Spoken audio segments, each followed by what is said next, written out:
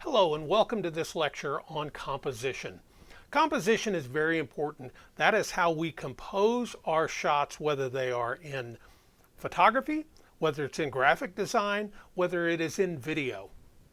We compose our shots to make them as artistically and aesthetically pleasing as possible to our viewers. So let's launch into and look at the elements of composition. Our first rule of composition is the rule of thirds. The rule of thirds is dividing our image into thirds both vertically and horizontally. Putting our subject in a third of it makes the image much more appealing. As you can see here, we're leading this interview. Here is a subject who is standing, in the third. We've got some other compositional elements that we'll talk about, but the railroad lines over there on the right are leading lines. We'll talk about those later. So here is a rule of third where you've got the hikers at the lower third, and then we have the horizon line, which is another element. We've got that at the upper third horizontally.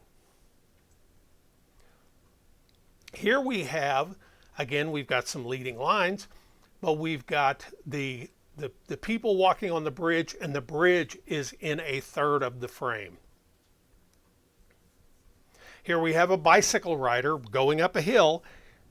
We are leading him. We have lead room. It's another rule we'll talk about.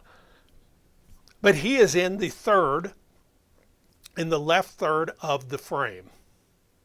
Another thing we'll talk about is headroom. Headroom is how much room from the top of the head to the top of the frame. This shot here is the proper amount of headroom. We do not put the face in the middle of the frame, we put it slightly higher. And you can see his eyes are at the third mark. So there you've got the top part is too much headroom. You can see his chin is almost at the bottom. And we don't have enough headroom on the bottom picture where we're cutting him off and there's too much neck and shoulders.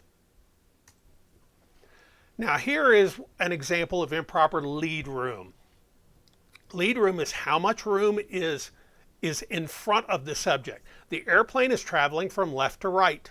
So it stands to reason that we should give them some lead room and have that plane a little more on the left of the image. With improper lead room, we have no idea, is that about to fly into a tree or a mountain, or what's it about to do? Where the proper lead room, we see that we have clear sailing in front of the plane, and we're not anxious about what's going to happen to the plane. Here is, we're talking about framing the movement. Here's a little girl who is running along a creek side or a pond side, whatever.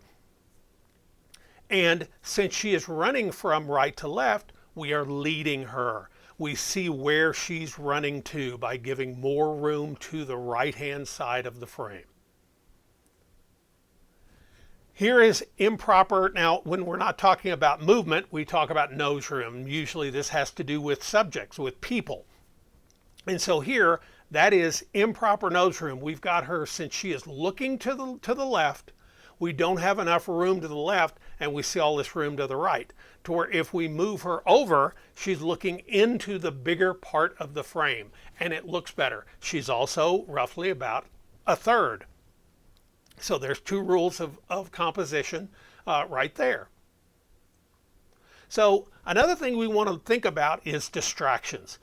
Here is one where we've got a telephone pole growing right out of this guy's head. And it looks like an antenna, or it looks like whatever, but it's a distraction.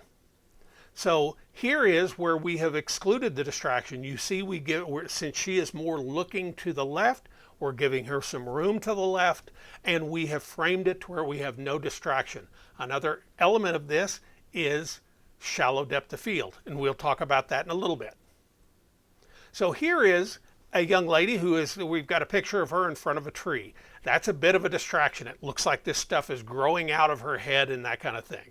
If we move her over a little bit, now we have a much better framing. We don't have those distractions that are poking out of her head, and it's a much nicer looking picture. Now, I talked earlier about leading lines. Here is leading lines. The railroad track is leading line, leading us to the middle of the frame. Even our railroad cars are creating lines that draw us to the middle of the frame, and those are called leading lines. Some people call them eye lines, but this is a leading line. Here is a leading line that is drawing us down the corridor where this subject is walking. And then I want to talk about shots, and this gets more into video production, but or movie production. But this would be called, this is a wide shot or an establishing shot. This is establishing where our story is going to be. If we saw this shot, which is the Vatican, and the next shot is a priest walking down the hall, we would understand that he was doing business in the Vatican because we established that's where he is. Here is a long shot. A long shot usually has the subject from head to toe. So this is a long shot. It's not as wide as our establishing shot, but it does let us know that this jogger is running down a country road. Then we have a medium shot, which is roughly from about waist up. Then we go to a medium close-up, which is head and shoulders. If we look at this shot, we've got a medium close-up. He's also rule of third where his face is. We also give him lead room since he's looking to the left. So there are multiple elements, multiple composition rules to many photographs. We also have shallow depth of field. We'll talk about that in a moment. So here's a close-up, which is usually just a face. And then here's an extreme close-up, which is usually eyes. It could also be a mouth. So here you've got your long shot is head to toe, medium shot roughly about the waist up, medium close-up, head and shoulders. Your close-up is face only. So there you've got some of the basic rules of composition. We're going to go over some more again. We've got a second lecture about this, and we'll go into more detail about some of these, the compositions and some of those rules and how they overlap.